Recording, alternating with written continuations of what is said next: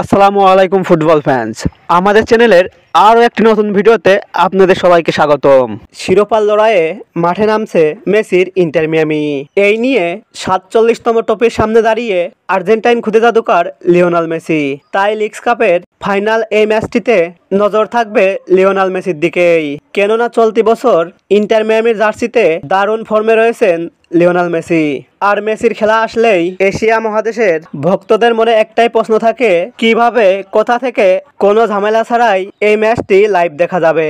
আজকের এই ভিডিওতে আলোচনা করব ইন্টার মিয়ামি বনাম সেটেল সান্ডার্সের মধ্যকার ফাইনাল এই ম্যাচটি কিভাবে লাইভ দেখবেন তা নিয়ে।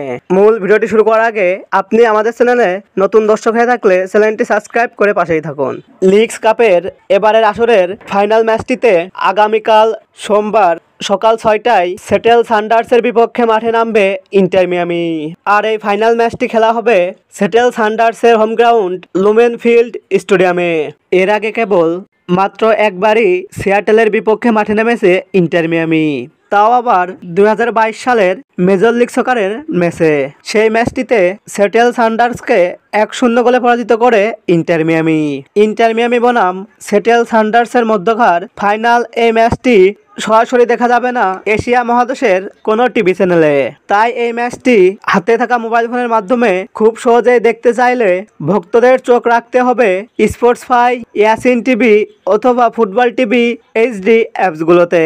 এছাড়াও ভক্তরা চাইলে ম্যাচটি চলাকালীন সময়ে ফেসবুকের সার্চ বারে গিয়ে ইন্টার মিয়ামি বনাম সেটেল সান্ডার্স লাইভ ম্যাচ লিখে সার্চ করলেই ম্যাচটি সরাসরি দেখা যাবে।